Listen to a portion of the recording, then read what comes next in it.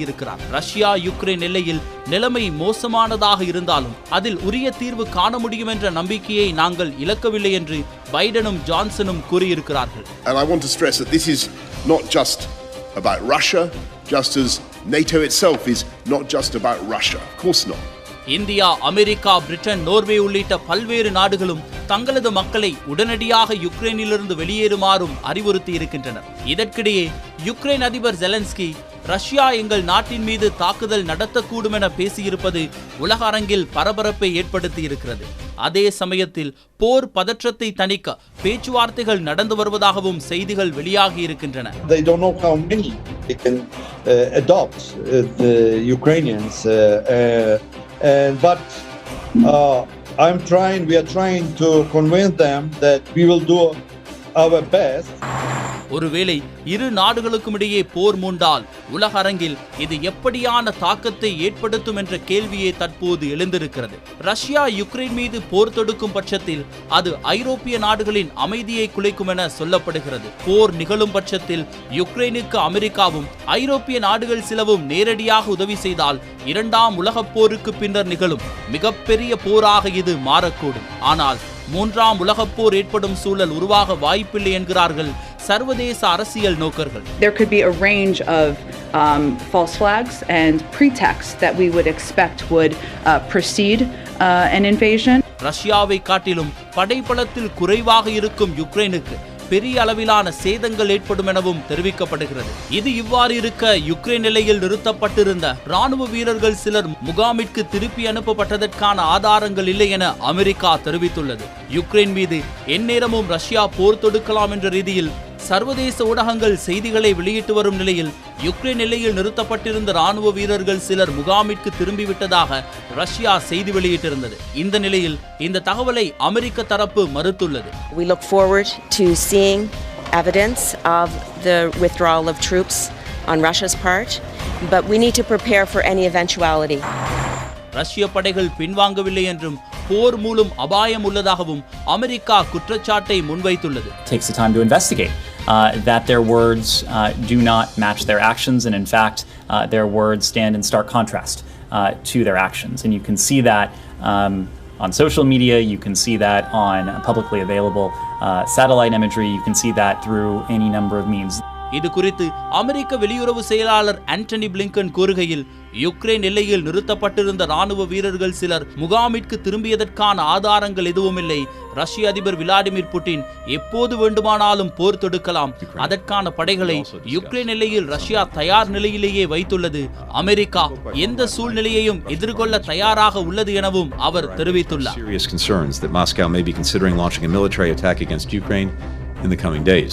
உலகின் மிகப்பெரிய நிலப்பரப்பை கொண்ட நாடான ரஷ்யா மேலும் தனது நில அளவை அதிகரிக்கும் வகையில் யுக்ரைன் மீது போர் தொடுத்தால் என்ன நடக்கும்? என்ன மாதிரியான தாக்குதல் திட்டங்களை அவர்கள் பிரயோகிக்க கூடும்? ரஷ்யா பயன்படுத்தக்கூடிய அதி பயங்கரமான ஆயுதங்கள் என்ன என்பதையும் நாம் தெரிந்து கொள்ள வேண்டும். தற்போதைய நிலையில் உலகில் மக்கள் வசிக்கக்கூடிய ஒட்டுமொத்த நிலப்பரப்பில் 8 பகுதி ரஷ்யாவின் கட்டுப்பாட்டு பிரதேசத்திலேயே இருக்கின்றது. அந்த அளவு விசாலமான நாடுதான் ரஷ்யா. தற்போது அதன் கண்கள் யுக்ரைனையும் விட்டு வைக்கவில்லை. ரஷ்யா தனது தேசிய பாதீட்டில் 42 பில்லியன் அமெரிக்க டாலர்களை பாதுகாப்பு செலவினங்களுக்காக ஒதுக்கம் செய்துள்ளது. தனது ராணுவத்தை மிக நவீனமாகவும் சக்தி வாய்ந்ததாகவும் வைத்துக் கொள்ள ரஷ்யா அதிக ஆர்வமும் காட்டி வருகிறது. ரஷ்யாவின் ராணுவம் 3.5 மில்லியன் வீரர்களை கொண்டமைந்துள்ளது. அதிநவீன T-14 ஆர்மற்றா ராணுவ கவச வாகனங்கள் உள்ளடங்கலாக 13,000 வாகனங்களை கொண்ட கவச படையணி ரஷ்ய ராணுவத்திற்கு மேலும் வலு சேர்க்கிறது. வேறு எந்த நாட்டு ராணுவத்திலும் இந்த அளவு கவச வாகனங்கள் காணப்படவில்லை. இது மட்டுமன்றி எந்த ஒரு கடுமையான யுத்த காலத்திலும் எதிரியின் துப்பாக்கி சூடு மற்றும் குண்டு தாக்குதல்களில் சிக்கிக்கொள்ளாமல் படையினர் முன்னரங்கு பகுதிகளுக்கு நகர்ந்து செல்லவும் மறைந்திருந்து தாக்குதல் நடத்தவும் உதவிகரமாக இருக்கும் துருப்பு காவி கவச வாகனங்கள் 27,000 ரஷ்ய ராணுவத்தில் காணப்படுகிறது. பாலைவனமோ பச்சை போர்த்திய காடோ எந்த ஒரு யுத்த முனையையும் ரஷ்யா இலகுவாக தார் சாலை போல கடந்து சென்றுவிடும். இது மட்டுமன்றி நீண்ட தூர தாக்குதல்களை மேற்கொள்ளக்கூடிய 4,465 பீரங்கிகளும் ரஷ்ய ராணுவத்தில் காணப்படுகின்றன. இந்த அளவு பீரங்கிகளும் எந்த ஒரு இராணுவத்திலுமே காணப்படவில்லை. இவை அனைத்திற்கும் தலைவனாக சொடக்கு போடும் நேரத்தில் எதிரி நாடுகளை துவம்சம் செய்யக்கூடிய நீண்ட தூர வீச்செல்லை கொண்ட அணு ஆயுதங்களும் ஏவுகணைகளும் ரஷ்ய இராணுவத்தின் வசம் காணப்படுகின்றன. அணு ஆயுதங்களின் எண்ணிக்கை மட்டும் 6257 ஆகும். இந்த ஆயுதங்கள் பீரங்கிகளால் மட்டுமல்ல, விமானங்கள், நீர்மூழ்கி கப்பல்கள் மூலமாகவும் ஏவப்படக்கூடியவை. அதி பயங்கரமான ஆயுதங்கள் இப்படி இடத்திற்கிடம் நகரக்கூடிய தன்மையை கொண்டிருப்பது அந்த நாட்டை சிவபெருமானிடம் தவம் செய்தாலும் கிடைக்காத அதிசூர பலத்தை பெற்றுத்தருகிறது. இப்படியாக ரஷ்யா தனது பலத்தை பயன்படுத்தி தாக்குதலை மேற்கொள்ளுமானால் முதல் தாக்குதல் வான்வழியாக இடம்பெறக்கூடிய வாய்ப்புகள் அதிகமாக காணப்படுகின்றன.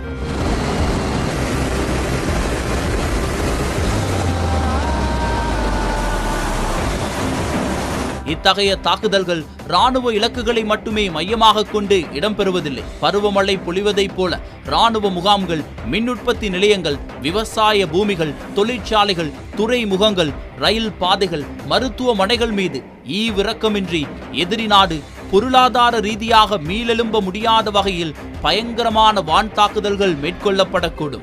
ரஷ்யாவின் கடற்படையும் ஒப்பிட முடியாத வகையில் சக்தி வாய்ந்ததாக காணப்படுகிறது. அணு சக்தியில் இயங்கும் ஒரு சில நீர்மூழ்கி கப்பல்கள் எதிரி நாட்டினத்தை தயார் செய்யும் பணிகளை தொடங்கிவிடலாம். இத்தகைய சூழ்நிலையில் ரஷ்யா யுக்ரைன் மீது தாக்குதல் மேற்கொண்டால் நேட்டோ ரஷ்யா மீது கடுமையான பொருளாதார தடைகளை விதிக்கக்கூடும். Ready to step up as we actually now do our military presence in the eastern part of the alliance. எனினும் ரஷ்யாவும் தனது நட்பு நாடுகளை ஒன்றிணைத்து கலெக்டிவ் செக்யூரிட்டி ட்ரையட்டி ஆர்கனைசேஷன் CSTOவும், அதாவது கூட்டு பாதுகாப்பு ஒப்பந்த அமைப்பு என்ற அமைப்பை தோற்றுவித்துள்ளது.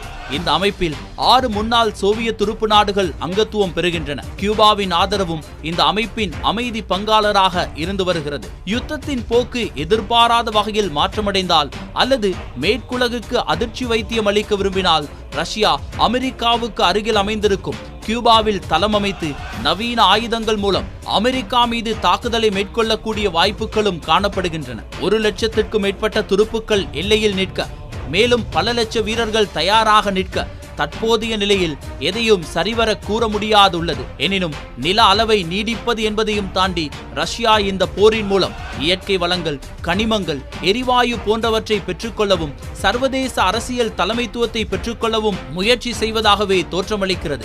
இதனை செயற்படுத்த சிறிய அளவிலான தாக்குதல்கள் மூலம் யுக்ரைனின் பொருளாதாரத்தை பாதிக்க செய்து அதன் மூலம் யுக்ரைனை தனது கட்டுப்பாட்டிற்குள் வைக்கவே ரஷ்யா விரும்புகிறது. ஈரானின் ராணுவ தளபதிகளில் ஒருவரான குவாசம் சொலைமனி மீதான அமெரிக்க படைகளின் ட்ரோன் குண்டு தாக்குதலை குறிப்பிடலாம். அமெரிக்கா இதே தந்திரத்தை உபயோகித்து யுக்ரைனில் மறைந்திருந்து ட்ரோன் அல்லது ஏனைய ஆளில்லா விமானங்கள் மூலமாக ரஷ்யாவின் தலைமைகளை இலக்கு வைக்கக்கூடிய வாய்ப்புகளும் காணப்படுகின்றன. தற்போதைய சூழலில் அனைத்தும் ரஷ்யாவின் தலைவரின் அரசியல் முடிவுகளின் அடிப்படையிலேயே தங்கியிருக்கிறது.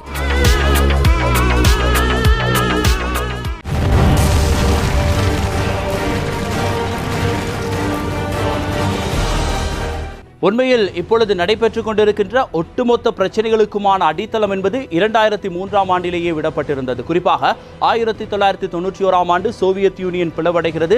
ரஷ்யா எதிர்பார்த்த ஒட்டுமொத்த விடயங்களுக்குமான சிதறல்களாக ஒவ்வொரு நாடுகளும் தனித்தனி நாடுகளாக சுதந்திரம் பெற்று 15 நாடுகளாக பிளவடைகிறது. இருந்தாலும் ஒட்டுமொத்த பரப்பளவில் ரஷ்யா தான் இன்று வரை மிகப்பெரிய ஒரு நாடாக இருக்கிறது. இருந்தாலும் பிரிந்து சென்ற உறவுகளை எப்படியாவது மீட்டெடுக்க வேண்டும் என்பதற்காக அவர்களோடு ராஜதந்திர ரீதியாகவும் அதே நேரத்தில் ஒவ்வொரு உள்நாடுகளிலும் கிளர்ச்சிகளை ஏற்படுத்தி அந்தந்த நாடுகளில் எப்பொழுதுமே பிரச்சனைகளை தோற்றுவித்து அதே நேரத்தில் அந்த நாடுகள் ஐரோப்பிய யூனியனோடு ஒன்று சேராமல் பார்த்துக் கொள்ள வேண்டும் என்பதற்காகவும் பல்வேறுபட்ட நடவடிக்கைகளை தொடர்ச்சியாக புட்டின் தலைமையிலான ரஷ்ய அணி மேற்கொண்டே வந்திருந்தது. அதனுடைய விளைவாக இந்த யுக்ரைன் பகுதியில் 2003ஆம் ஆண்டு ஒரு மிகப்பெரிய ஒரு படை பெறுகிறது. ரஷ்யாவினுடைய படைபலத்தோடு ஒப்பிடும் பொழுது இந்த ரஷ்யா யுக்ரைன் உறவுகளை தாண்டி அங்கு இடம்பெறுகின்ற நிகழ்கால பிரச்சனையின் அடுத்த கட்ட நகர்வுகள் என்ன என்பதை நாமும் தெரிந்து கொள்வோம். All right, ready? Action.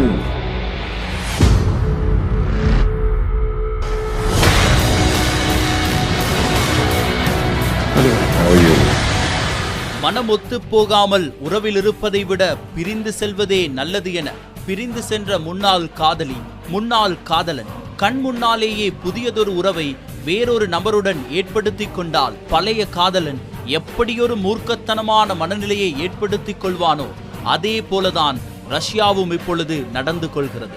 யுக்ரைனை விட்டுக் கொடுக்க புட்டினுக்கு மனம் வரவில்லை. கடந்த 2 தசாப்தங்களாக யுக்ரைன் மேற்குலகத்தின் கட்டுப்பாட்டிற்குள் சென்றுவிடாமல் ரஷ்யா தடுப்பு வளையம் அமைத்து பாதுகாத்து வந்தது.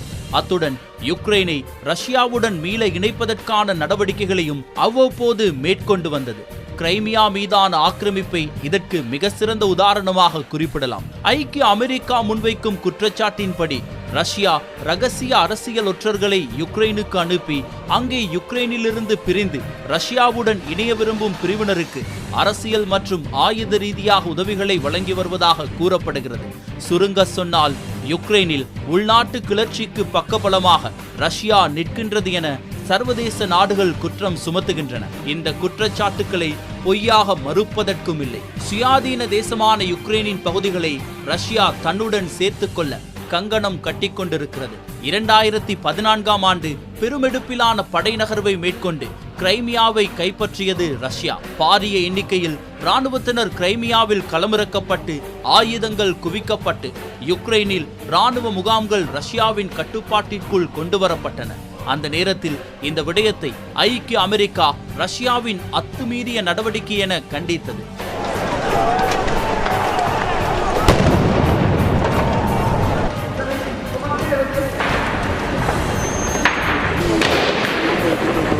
அத்துடன் ரஷ்யா துப்பாக்கி முனையில் சர்வஜன வாக்கெடுப்பை நடத்தி கிரைமியா மக்கள் ரஷ்யாவுடன் சேர விரும்புகிறார்கள் என உலகத்திற்கு பொய்யான திரைப்படம் ஒன்றை திரையிட்டு காட்டி தனது செயலை நியாயப்படுத்த முனைந்தது.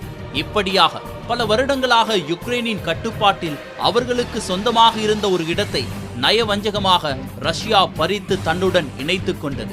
ரஷ்யா யுக்ரைன் விவகாரம் தொடர்பாக பேசும்பொழுது இந்த கிரைமியா என்பது மிக முக்கிய ஒரு நாடாக பார்க்கப்பட்டிருந்தது, மிக முக்கியமான ஒரு பகுதியாக பார்க்கப்பட்டிருந்தது.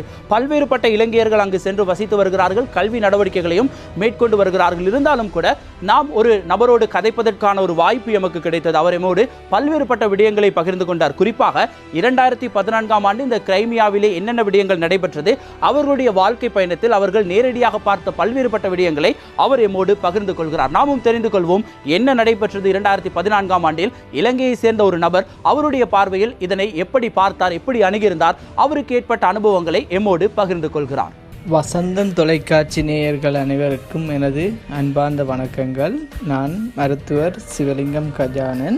வரலாற்றின் மறுபக்கங்களை மீட்டி பார்க்க உதவும் நிகழ்ச்சியான தடம் நிகழ்ச்சியை தொகுத்து வழங்குகின்ற நண்பர்கள் விஜய் அவர்களுக்கும் ஜனநாயகன் அவர்களுக்கும் எனது பாராட்டுகளை தெரிவித்துக் கொள்கின்றேன். யுக்ரைனில் மருத்துவக் கல்லூரியில் கல்வி கற்ற போது ஏற்பட்ட அனுபவங்கள் பற்றி தங்களுடன் பகிர்ந்து கொள்ள விரும்புகின்றேன். நான் 2012ஆம் ஆண்டு அக்டோபர் மாதம் உக்ரைனில் உள்ள கிரீமியா மாநிலத்தில் உள்ள கிரீமியா ஸ்டேட் மெடிக்கல் யூனிவர்சிட்டி, அதாவது தற்போது கிரீமியன் ஃபெடரல் யூனிவர்சிட்டி அழைக்கப்படும் மருத்துவக் கல்லூரியில் அனுமதி பெற்று அங்கு கல்வி கற்பதற்காக சென்றேன். முதல் 2 வருடங்களுக்கான கற்கை நெறிகள் எவ்வித பிரச்சனையும் இல்லாமல் நல்லபடியாக சென்று America, Canada, Britain, France, Germany போன்ற மேற்குலக நாடுகளை பற்றியே ஆகும். இந்த கட்டுரையின் இறுதி பகுதியில் குறிப்பிடப்படும் ஒரு விடயம் எம்மை மேலும் ஆச்சரியத்திற்கு உள்ளாக்குகிறது.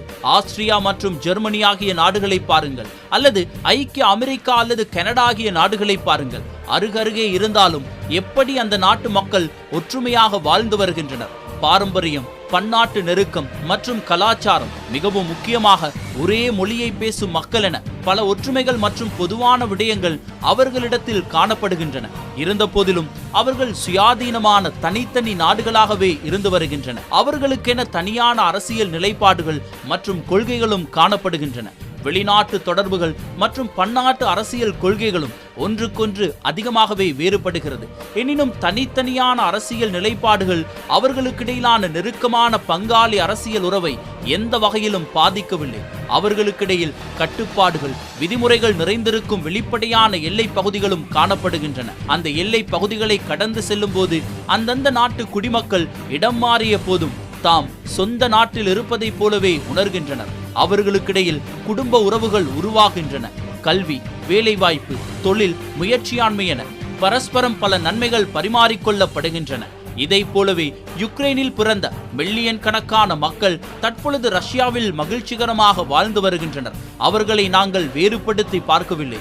அவர்களும் இந்த நாட்டின் குடிமக்களே என்று விளாடிமிர் புட்டினை மேற்கோள் காட்டி இந்த கட்டுரையில் குறிப்பிடப்படுகிறது. புட்டினின் சர்வாதிகாரத்தை நாம் ஒருபோதும் ஏற்றுக்கொள்ளாத நிலையிலும் புட்டின் கொள்கை மாற்றமின்றி உறுதியாக நிற்பது சர்வதேச மட்டத்தில் ஆச்சரியத்தையும் கேள்விக்குறியையும் ஏற்படுத்தியுள்ளது. புட்டின் காய் நகர்த்தும் இந்த அரசியல் சதுரங்க விளையாட்டில் கள நிலைமைகளின் தன்மையை பொறுத்து ரஷ்யாவுக்கு ஆதரவாக சீனா களமிறங்கலாம், மறுபுறம் கனடா அமெரிக்காவுடன் கைகோர்க்கலாம் போன்ற பல சம்பவங்கள் இனிவரும் நாட்களில் எதிர்பார்க்கப்படுகின்றன.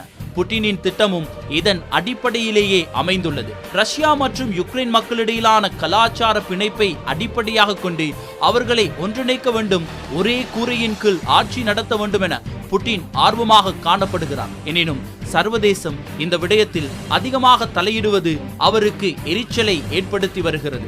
யுக்ரைன் நாட்டு மக்களுடனான சகோதரத்துவம், கலாச்சார பண்பாட்டு பிணைப்பு என்பன காலத்தின் தேவை என புட்டின் கருதுகிறார். எனினும் புட்டினின் வாதத்தை முற்றுமுழுதாக கண்ணை மூடிக்கொண்டு நாம் ஏற்றுவிட முடியாது.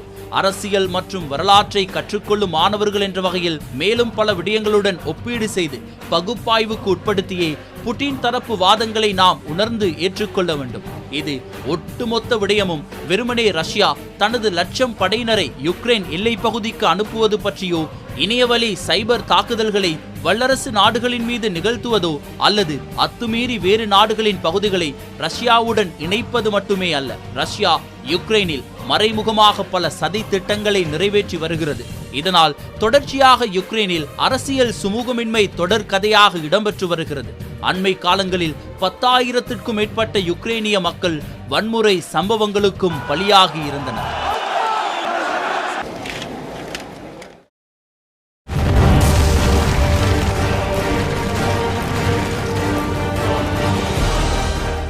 உண்மையில் நிகழ்காலத்தில் நடக்கின்ற ஒவ்வொரு விடயங்களை பார்க்கும் பொழுது இப்பொழுது ரஷ்யா சார்பான விடயங்கள் தான் அதிகமாக ஏற்பட்டு கொண்டிருக்கின்றன. பொருளாதார ரீதியாக ஒரு யுத்தம் நடைபெற்றால் அது 3வது உலகப் போராக மாறினால் எவ்வளவு தூரம் உலகம் மாற்றமடையும் என்பது பற்றிய பல்வேறுபட்ட விடயங்கள் தான் இப்பொழுது செய்தித்தாள்களிலும் செய்தி நிறுவனங்களினாலும் வெளியிடப்பட்டு கொண்டிருக்கின்றன. காரணம், ஒவ்வொரு நாடும் இன்னும் ஒரு நாடை தங்கி வாழ்கின்ற ஒரு சூழல் காணப்படுகிறது. ஏற்றுமதி இறக்குமதி துறையில் ஒரு நாட்டிலே ஏற்படுகின்ற பிரச்சனை என்பது இன்னும் ஒரு நாட்டில் மிகப்பெரிய அளவில் தாக்கம் செலுத்தக்கூடிய மாற்றங்களை ஏற்படுத்தும். அதனால் தான் வல்லரசு நாடுகள் எப்பொழுதுமே ஏற்றுமதி செய்கின்ற ஒவ்வொரு பொருட்களிலிருந்து தங்களுடைய ஆதிக்கத்தை அவர்கள் செலுத்திக் கொண்டே இருக்கிறார்கள்.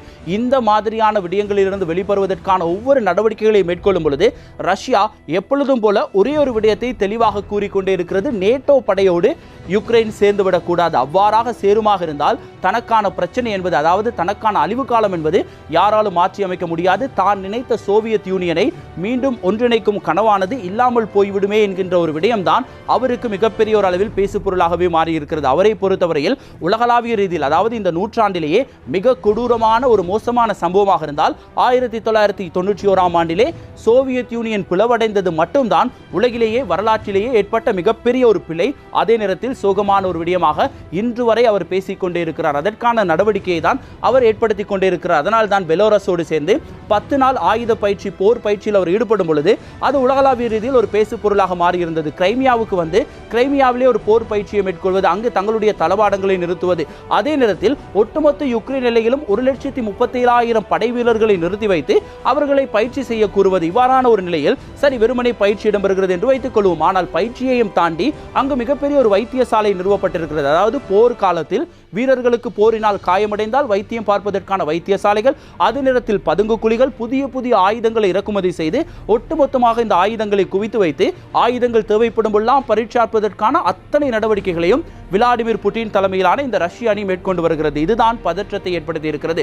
நீங்கள் எதற்காக தொடர்ச்சியாக ஆயுதங்களை குவித்துக் கொண்டே இருக்கின்றீர்கள்? போர் வீரர்களை குவித்துக் கொண்டே இருக்கிறீர்கள், என்னதான் சொல்ல வாரீர்கள்? போர் பயிற்சியாக இருந்தாலும் இந்த தருணத்தில் இப்படியான ஒரு பயிற்சி தேவையா என்கின்ற ஒரு கேள்விதான் ஒட்டுமொத்த உலகமும், ஏன் அமெரிக்கா தொடர்ச்சியாக இந்த கேள்வியை கேட்டுக்கொண்டே இருக்கிறது. இருந்தாலும் ஒவ்வொரு நாடுகளும் இப்பொழுது பின்வாங்க தொடங்கி இருக்கின்றன. காரணம், பொருளாதார ரீதியாக ஒவ்வொரு நாடுகளிலும் புதிய புதிய பிரச்சனைகள் உருவாகி கொண்டே இருக்கிறது. இதற்கு பின்புலமாக ரஷ்யா ஏதும் செயல்பட்டு விட்டதோ என்கின்ற ஒரு அச்சம் கூட ஏற்பட்டிருக்கிறது. அதற்கு மிக சிறந்த உதாரணமாக இப்பொழுது பிரித்தானியா வரலாறு காராத ஒரு பணவீக்கத்தில் ஈடுபட்டிருக்கிறது. 30 வருடத்திற்கு பிறகு பிரித்தானியாவிலே அதிகூடிய பணவீக்கம் பதிவாகி இருக்கிறது. இதனால் பிரித்தானியாவினுடைய அடுத்த கட்ட நகர்வு எப்படி இருக்க போகிறது?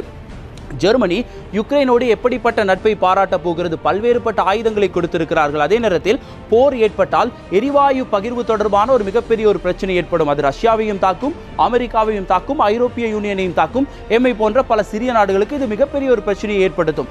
ஆனாலும் இந்த போர் ஏற்படாமல் ஏதேனும் ஒரு குண்டு வெடித்தாலும் கூட அது மிகப்பெரிய ஒரு பதட்டத்தை ஏற்படுத்தும். அது இரண்டாவது விடயம். ஆனால் இவ்வாறான விடயங்கள் ஏற்படாமல் இருக்க வேண்டுமாக இருந்தால் பேச்சுவார்த்தை மூலமாகத்தான் இதனை தீர்க்க வேண்டும் என்பதற்காக ஒவ்வொரு நாட்டு தலைவர்களுடனும் பேச்சுவார்த்தையில் ஈடுபட்டுக் கொண்டிருக்கிறார்கள். குறிப்பாக பிரான்ஸ் தலைவர் ரஷ்யாவினுடைய தலைவர் புட்டினோடு பேச்சுவார்த்தை நடத்துகிறார். யுக்ரைனோடு பல்வேறு மேற்குலக நாடுகள் பேச்சுவார்த்தை நடத்தி கொண்டிருக்கின்றன. அமெரிக்க அதிபர் 40 நிமிடங்கள் புட்டினோடு பேச்சுவார்த்தை நடத்தியிருந்தார். இருந்தாலும் கூட எந்த விதமான சாதகமான முடிவுகள் எட்டப்படாத நிலையிலும் கூட இப்பொழுது சீனாவினுடைய அதிபர் ஜி ஜின்பிங் மிக முக்கியமான ஒரு பேச்சுவார்த்தையில் ஈடுபட்டிருக்கிறார். அவரை பொறுத்தவரையில் ரஷ்யாவிடம் ஒரு விடயத்தை ஆணித்தனமாக கூறியிருக்கிறார். கொஞ்சம் பொறுத்துக்கொள் நண்பா, இந்த குளிர்கால ஒலிம்பிக் போட்டி நிறைவடையும் வரை நீ காத்துக்கொள், அதற்கு பிறகு நானும் உன்னோடு சேர்ந்து விடுகிறேன், இந்த உலகத்தை ஒரு கை பார்த்து விடலாம் என்பது போலதான் அவர்களுடைய பேச்சுவார்த்தைகள் அமைந்ததாக கூட கூறப்பட்டுக் கொண்டிருக்கிறது. ஒருவேளை இது உண்மையாக இருக்குமோ? இந்த குளிர்கால ஒலிம்பிக் போட்டி நிறைவடையும் வரைதான் இந்த போரானது பாதுகாக்கப்பட்டுக் கொண்டிருக்கிறதா? அதற்கு பிறகு இந்த போரானது மூலுமா என்கின்ற ரீதியிலும் கூட பல்வேறுபட்ட விடயங்களை சிந்திக்க வேண்டிய ஒரு நிலைப்பாடு காணப்படுகிறது. சீனா ரஷ்யாவோடு கைகோர்த்து இவ்வாறான நடவடிக்கைகள் ஈடுபடுமாக இருந்தால் தெற்காசிய நாடுகள் யார் பக்கம் இருக்கும் என்கின்ற ஒரு கேள்வி கூட இல்லாமல் இல்லை. காரணம், அனைத்து நாடுகளுடனும் சர்வதேச ரீதியிலான வர்த்தக நடவடிக்கைகளை மிக சுமூகமாக மேற்கொள்கின்ற நான்கு கல்வியை பயின்று கொண்டிருக்கிறார்கள். இவர்களுக்கான பாதுகாப்பை யார் உறுதி செய்ய போகிறார்கள்? இவ்வாறான கேள்விகள் எழும்பொழுதுதான் ஒவ்வொரு நாட்டு தூதரகங்களும் மூடப்பட்டுக் கொண்டிருக்கின்றன. ஒவ்வொருவராக பின்வாங்கப்பட்டுக் கொண்டிருக்கிறார்கள். சுற்றுலா பயணிகளை செல்ல வேண்டாம் என்று கூறுகிறார்கள். இருந்தாலும் எங்கு செல்ல வேண்டாம் என்று நாம் கூறுகிறோமோ அங்கு பல்லாயிரக்கணக்கான மக்கள் தொடர்ச்சியாக வாழ்ந்து வருகிறார்கள். அவர்களுடைய மனநிலை எப்படி இருக்கிறது என்கின்ற ரீதியிலும் கூட நாம் பல்வேறுபட்ட விடயங்களை சிந்திக்க வேண்டிய ஒரு தேவை இருக்கிறது. பொறுத்திருந்து பார்ப்போம். ரஷ்யாவினுடைய நிலைப்பாடும் நேட்டோவை இல்லாமல் அளிப்பதற்காக புட்டின் மேற்கொண்ட நடவடிக்கைகளும் எப்படிப்பட்ட மாற்றங்களை ஏற்படுத்துகிறது என்று.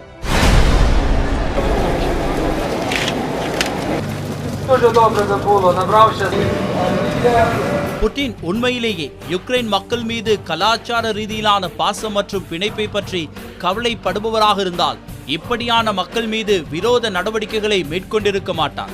ஏற்கனவே குறிப்பிட்டபடி ஒரு காதலன் தனது காதலியை எவ்வளவு தூரம் மனதார காதலித்தாலும் அவர்களுக்கிடையில் காவியங்கள் போற்றும் காதல் உறவு நிலவி வந்தாலும் ஏதோ ஒரு பிரச்சனை ஏற்பட்டு மனக்கசப்பால் இருவரும் பிரிந்துவிட்டால் அந்த பெண்ணுக்கோ ஆணுக்கோ வேறொரு துணையை தேடிக்கொள்ளும் உரிமையும் திருமணம் செய்யும் உரிமையும் சட்ட ரீதியாகவே காணப்படுகிறது. மற்ற மனிதனின் தனி நபர் சுதந்திரத்தில் தலையிடுவதற்கு எந்த ஒரு அதிகாரமும் யாருக்கும் கிடையாது.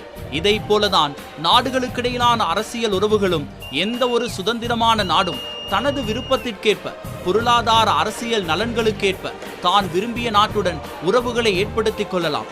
அவர்களுடன் வர்த்தக மற்றும் சர்வதேச நல்லுறவுகளை பேணலாம். இதில் தவறு ஏதும் கிடையாது. ஆனால் புட்டின் இதற்கு எதிராக முன்னாள் காதலனை போல யுக்ரைனுடன் செயற்படுகிறார். அதாவது சோவியத் காலத்தில் பிரிந்து போன காதலுறவை காலங்கள் பல தாண்டியும் விடாமல் பிடித்து கொண்டு மீண்டும் சேர வேண்டும் என துடித்துக் கொண்டிருப்பதை நாம் அண்மைய காலங்களில் அவரது செயற்பாடுகளின் மூலமாக அறிந்து கொள்ளலாம். இதே நேரத்தில் புட்டினின் இந்த வலிந்த மூர்க்கத்தனமான செயற்பாடுகள் ஒரு உண்மையை மேலும் மேலும் உறுதி செய்கிறது. அதாவது மேற்குலக நாடுகள் தம்மை நடுநிலை தன்மையுடனும் சர்வதேச அமைதியை நிலைநாட்டும் போர்வையில் நியாயமாக செயற்படுகிறோம் என கூறிக்கொண்டாலும் இரும்பு திரையின் பின்னால் யுக்ரைன் எனும் பொம்மலாட்ட பாவையை ஆட்டுவிக்கும் மறைமுக கரமாக சர்வதேச நாடுகள் செயற்படுகின்றன. இந்த கூற்றை யுக்ரைன் தொடர்பில் மேற்குலகம் வெளிப்படுத்தும் அண்மை கால அரசியல் கொள்கை முடிவுகள் மற்றும் பிரகடனங்கள் ஆகியன சந்தேகமின்றி உறுதி செய்கின்றன. புட்டின் கூறும் நிழலுலக மேற்கத்திய சக்திகள் என்பவை பொய் அல்ல, உண்மை என்பதும் வெட்ட வெளிச்சமாகிறது. மற்றொரு வகையில் மேற்குலகம் தொடர்ச்சியாக தனது இரும்பு கரத்தை யுக்ரைன் மீது ஆழமாக பிரயோகிக்க வலுவற்ற யுக்ரைன் அரசு தலைமை அதற்கு எதிர்வினை ஆற்றாமல் அவர்களை உள்ளே வரவிடுகிறது. கலாச்சார மற்றும் பண்பாட்டு ரீதியிலான மாற்றங்களும் யுக்ரைனில் அதிகமாக தென்பட தொடங்கிவிட்டன. அரசாங்கம் மேற்குலகத்திற்கு இசைவாக செயற்பட்டாலும் யுக்ரைனின் ஒரு தொகுதி மக்கள் இந்த போக்கை கடுமையாக விமர்சித்தும் வருகின்றனர். ஒரு சில தெற்காசிய நாடுகள், ஆப்பிரிக்க நாடுகள் சீனாவின் கட்டுப்பாட்டிற்குள் சென்றுவிட்டதை போன்ற ஒரு நிலை தமக்கும் ஏற்பட்டு விடுமோ என யுக்ரைன் அஞ்சுகிறது. அதாவது வல்லரசு போட்டியின் விளையாட்டு மைதானமாக தாம் மாறி வருவதை யுக்ரைன் மக்கள் விரும்பவில்லை. போர், வன்முறை, ஏவுகணை தாக்குதல், கிளர்ச்சிகளற்ற அமைதி புறா சிறகடிக்கும் தேசமாக இருப்பதையே யுக்ரைன் குடிமக்கள் விரும்புகின்றனர். யுக்ரைனில் இவ்வாறு கலவையான மக்கள் ஆதரவு காணப்படும் நிலையில் ரஷ்யா யுக்ரைன் மீது போர் தொடுத்தால் ஒரு சில வேளைகளில் ரஷ்ய படையினரை இரு கரம் கூப்பி தம்மை காக்க வந்த விடுதலை வீரர்களாக யுக்ரைன் மக்கள் ஏற்றுக்கொள்ளக்கூடிய வாய்ப்புகளும் காணப்படுகிறது. படை நடவடிக்கைகளை ஆரம்பித்து வைத்து புட்டின் 2ஆம் முறை வருகை தந்த இயேசு பிரானாக யுக்ரைன் மக்களின் கண்களுக்கு தென்பட்டாலும் அதில் ஆச்சரியமேதுமில்லை. எதனையும் யூகிக்க முடியாத சூழ்நிலையில் எதுவும் நடக்கலாம் என்ற கள நிலவரத்தில் இத்தகைய சம்பவங்களும் இடம்பெறலாம் என எண்ண தோன்றுகிறது. விளாடிமிர் புட்டினின் வசீகர தோற்றத்தை கணக்கில் கொள்ளும்போது அவர் இன்னும் ஒரு மோசஸாகவோ இன்னும் ஒரு சேகுவேராகவோ உருவகப்படுத்தப்படுவதற்கான வாய்ப்புகளும் அதிகமாகவே காணப்படுகின்றன. புட்டினின் கருத்துப்படி ரஷ்ய தாய் நிலத்திலிருந்து மேற்குலக சக்திகளால் பிரித்தெடுக்கப்பட்ட யுக்ரேனிய மக்களை மீண்டும் தாய் நாட்டுடன் சேர்த்துக்கொள்ள மேற்கொள்ளப்படும் இந்த மனிதாபிமான நடவடிக்கை அவ்வளவு இலகுவானதாக அமையப்போவதில்லை. இமயமலையின் அதி உயர் சிகரமான எவரெஸ்டை ஏறி கடக்கும் அளவுக்கு கடினமான விடயமாகவே இந்த முயற்சிகள் அமையப் போகின்றன. இந்த சம்பவங்களை மேலும் நகைச்சுவையாக கூறுவதென்றால், காதல் முறிவால் மனமுடைந்த முன்னாள் காதலர் புட்டின் தனது நிலைப்பாட்டை தெல்ல தெளிவாக முன்வைத்து வருகிறார். முன்பே குறிப்பிட்டதன்படி நேட்டோ படைகளின் விரிவாக்கம் கட்டுப்படுத்தப்பட வேண்டும்.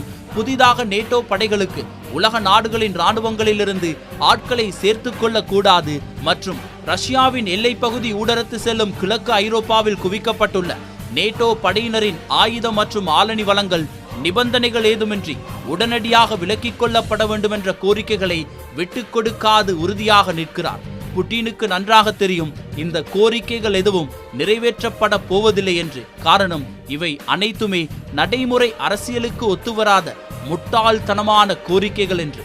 அவர் செய்ய முயற்சிப்பது ஒன்றை மட்டும்தான்.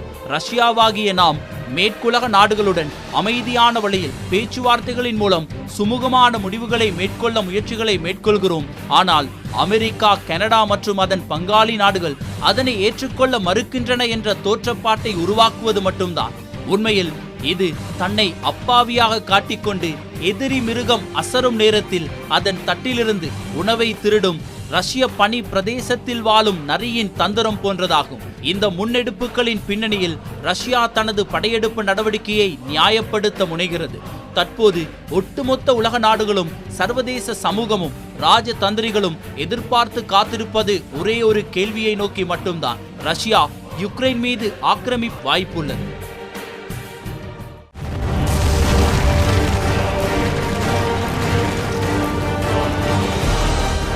உண்மையில் இந்த ரஷ்ய யுக்ரைன் விவகாரத்தில் நாம் மிக முக்கியமாக தெரிந்து கொள்ள வேண்டியது பொருளாதார ரீதியாக ஏற்படுகின்ற பாதிப்புகள் தொடர்பாக. உண்மையில் ஒட்டுமொத்த உலகமுமே ஸ்தம்பிதமடையக்கூடிய வகையில்தான் ஒரு பிரச்சனை ஏற்பட்டால் காணப்படும். நிகழ்காலத்தில் தொழில்நுட்ப ரீதியாக நாம் அடைந்திருக்கின்ற வளர்ச்சி என்பது அபரிமிதமானதாக காணப்படுகிறது. ஏற்கனவே இந்த கொரோனா அலையினுடைய தாக்கத்தினால் மிகப்பெரிய ரீதியில் ஒட்டுமொத்த உலக நாடுகளும் சரிவை சந்தித்து பிரச்சனைகளை சந்தித்து இதிலிருந்து எப்படி மீள்வது என்கின்ற ஒரு விடயத்தை சிந்தித்துக் கொண்டிருக்கின்ற நிலையில்தான் இப்பொழுது ஒவ்வொரு நாடுகளும் தங்களுடைய பகைமையை வளர்த்து கொண்டே செல்கின்றன. ஒரு நாடு இன்னும் ஒரு நாட்டை நோக்கி ஒரு மிகப்பெரிய ஒரு போர் பதற்றத்தை உருவாக்கி கொண்டிருக்கிறது. மத்திய கிழக்காயினும் சரி, ஐரோப்பாவிலும் சரி, ஆப்பிரிக்காவிலும் சரி, ஏன் தெற்காசிய நாடுகளிலும் கூட இந்த பதட்டமானது நீடித்துக் கொண்டிருக்கிறது. இந்தியா, பாகிஸ்தான் ஒரு பக்கம் பிரச்சனைகளை உருவாக்கி கொண்டிருக்கிறது. அதே போன்று சீனாவுக்கும் தாய்வானுக்குமான பிரச்சனை, அதே போன்று ஆப்பிரிக்க நாடுகள் பலவற்றில் கிளர்ச்சி குழுக்கள் போரை ஏற்படுத்துவதற்கான ஒட்டுமொத்த கை நகர்த்தல்களையும் மேற்கொள்கிறதா என்கின்ற ஒரு சந்தேகம் நிலவிக் கொண்டிருக்கின்ற இந்த தருணத்தில் தான் உலகம் இன்னும் ஒரு கண்ணாக இந்த ரஷ்யா யுக்ரைன் விவகாரத்தை மிகப்பெரிய அளவில் பேசு பொருளாக மாற்றியிருக்கிறார்கள். யுக்ரைனை பொறுத்தவரையில் யுக்ரைன் ஜனாதிபதி ஒரு விடயத்தை தெளிவாக கூறுகிறார். ரஷ்யரும் போர் இடம்பெறும் என்ற வார்த்தையை கூறிக்கொண்டே இருந்தாலும் ரஷ்யா அதற்கான எந்த விதமான வார்த்தை பிரயோகத்தையும் மேற்கொள்ளவில்லை என்பதுதான் நிதர்சனமான உண்மையில். அந்த காலகட்டத்தில் குறிப்பாக இந்த சோவியத் பிளவோடு தாண்டி ரஷ்யா யுக்ரைனுக்கான உறவுகளை தாண்டி இந்த கிரைமியா பகுதியில் ஒரு பதற்றத்தை உருவாக்கி அவர்கள் மேற்கொண்ட விடயத்தை தாண்டி நேட்டோ மீது எதற்காக இத்தனை கோபத்தை கொண்டிருக்கிறார் புட்டின்? நிகழ்காலத்தில் இது எப்படிப்பட்ட மாற்றங்களை ஏற்படுத்துகிறது? நாம் இன்னும் சற்று விரிவாக சிந்திக்க வேண்டிய விடயங்கள் என்ன இருக்கிறது என்பதை தெரிந்து கொள்வோம்.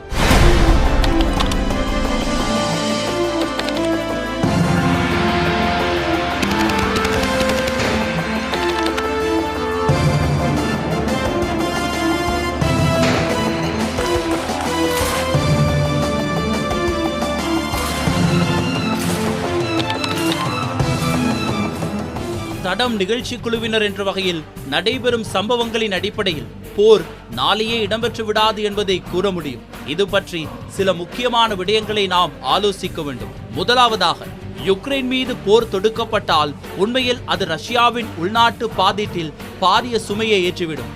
உள்நாட்டு பொருளாதாரம் கடுமையான பாதிப்புகளையும் சந்திக்க நேரிடும். உண்மையில் யுக்ரைனை விட அதிகம் விருத்தியடைந்த சக்தி வாய்ந்த இராணுவம் ரஷ்யாவிடம் காணப்பட்டாலும் யுக்ரைனுக்கு மேற்குலக நாடுகளின் நேரடி இராணுவ ஆதரவும் தொழில்நுட்ப உதவிகளும் வழங்கப்படுகிறது. இது யுக்ரைனை ரஷ்யாவின் இராணுவ பலத்திற்கு இணையாக பலப்படுத்துகிறது. இதனால் போர் தொடங்கப்பட்டால் புட்டின் கடுமையான எதிர்த்தாக்குதலை சமாளிக்க வேண்டிய நிலையை ஏற்படுத்தக்கூடும். வலிந்து பெருமெடுப்பிலான தாக்குதலை ஒரு நாட்டின் மீது மேற்கொண்டு அது தோல்வியில் முடிவடைந்தால் அது ரஷ்யா மீதும் புட்டின் மீதும் நீங்காத கரையை ஏற்படுத்திவிடும். இவை அனைத்தையும் சமாளித்து யுக்ரைன் மீது போர் தொடுத்து யுக்ரைன் நிலப்பகுதியை கைப்பற்றினாலும் கூட ரஷ்யாவால் அவற்றை தக்க வைத்துக் கொள்வது என்பது உண்மையில் கடுமையான சவால் நிறைந்த பணியாகும். யுக்ரைன் பாரிய நிலப்பரப்பை கொண்ட தேசமாகும். நிலங்களை இழந்தாலும் மிக விரைவாகவே நாடெங்கிலும் இருந்து ஆளணி வளங்களை குறிப்பிட்ட களமுனைகளில் ஒன்று திரட்டி படை நடவடிக்கைகளை மேற்கொண்டு இழந்த நிலங்களை மீள பெற்றுக்கொள்ளும் ஆளுமை யுக்ரைன் இராணுவத்திடமும் காணப்படுகிறது. மற்றொரு கோணத்தில் இந்த சம்பவத்தை உற்று நோக்கினால் ரஷ்யா யுக்ரைன் மீது போர் தொடுத்தால் கிட்டத்தட்ட 30 வருடங்களுக்கு பின்னர் நேட்டோ படை தீவிரமாக செயற்படுவதற்கு ஒரு காரணமும் கிடைத்துவிடும். நிகழ்ச்சியில் ஏற்கனவே குறிப்பிட்டதன்படி நேட்டோ அமைப்பு பறந்து விரிந்த சோவியத் யூனியனின் விரிவாக்கத்தை கட்டுப்படுத்தவும் அதன் அணு ஆயுத செறிவூட்டல் நடவடிக்கைகளை உளவு பார்க்கும் நோக்கங்களுக்காகவே ஸ்தாபிக்கப்பட்டது. எனினும் சோவியத் பிளவின் பின்னர் தீவிரமான எந்த ஒரு பணியிலும் ஈடுபடாமல் 30 வருடங்களாக அரச நிறுவனங்களின் ஊழியர்களைப் போல வேலை நேரத்திலும் ஓய்வெடுத்துக் கொண்டிருந்த நேட்டோ அமைப்பு தேனீ கூட்டம் போல சுறுசுறுப்பாக செயற்படுவதற்கான பாதையையும் இந்த போர் உருவாக்கி கொடுத்துவிடும். அது மட்டுமன்றி உலக அமைதியை நிலைநாட்டுகிறோம் என்ற பெயரில் அமெரிக்கா நேட்டோ அமைப்பை மீள ஒழுங்கமைத்து பல நாடுகளின் பங்களிப்புடன் கட்டியமைத்து முன்பெப்போதும் இல்லாத அளவுக்கு பலம் பொருந்திய ஒற்றை இராணுவ அமைப்பாக அதை மாற்றிவிடக்கூடும். இது மட்டும் நடந்தால் பேனெடுக்க போய் பெருமாள் சிக்கிய கதையாக தர்ம சங்கடமான சிக்கலுக்குள் புட்டின் மாட்டிக்கொள்வார். போர் நடப்பதற்கான வாய்ப்புகள் மிகவும் குறைவாகவே உள்ளது என எண்ணுவதற்கான மற்றொரு காரணம், எல்லை பகுதியில் இராணுவ துருப்பினர் லட்சக்கணக்கான எண்ணிக்கையில் குவிக்கப்பட்டிருந்தாலும் உள்நாட்டில் அரச ஊடகமோ அல்லது அரச தொடர்பாடல் இயந்திரமோ மக்களை போருக்கு தயார்படுத்தும்படியான நடவடிக்கைகள் எதனையும் ஆரம்பிக்கவில்லை. காரணம், போர் ஏற்பட்டால் அதன் மூலமான பொருளாதார நெருக்கடிகள் அனைத்தும் சாதாரண மனிதனின் தலையில் இடியாக இறங்குவதற்கான வாய்ப்புகளும் காணப்படுகின்றன. ஏனென்றால் 2014 கிரைமியா மீது ரஷ்யா இராணுவ ஆக்கிரமிப்பை மேற்கொண்ட போது ரஷ்ய மக்களையும் சர்வதேச சமூகத்தையும் திருப்திப்படுத்தும் வகையிலான அரச சார்பு பிரச்சார நடவடிக்கைகள் ரஷ்யாவால் தீவிரமாக மேற்கொள்ளப்பட்டிருந்தது. அதாவது தாக்குதலை நியாயப்படுத்துவதற்கான காரணங்கள் பல்வேறு வகையிலும் ஊடகங்கள் மூலமாக மக்களிடம் கொண்டு சேர்க்கப்பட்டன. ஆனால் தற்போது வரை அந்த மாதிரியான எந்த ஒரு ஊடக பிரச்சாரமோ அல்லது புட்டினின் சிம்ம குரலில் போருக்கான அறைகூவலோ இன்னும் வெளிப்படவே இல்லை. சோவியத் ரஷ்யா, லெனின், இழக்கப்பட்ட சோவியத் பெருமை, மேற்குலகால் நிகழ்த்தப்பட்ட மக்கள் பிரிவினை என பல விடயங்களை ரஷ்ய ஊடகங்கள் மூலமாக எதிர்பார்க்கப்பட்டாலும் தற்போதைய நிலையில் இவை ஏதுமின்றி ஊடகங்கள் மௌன ராகமே வாசித்துக் கொண்டிருக்கின்றன.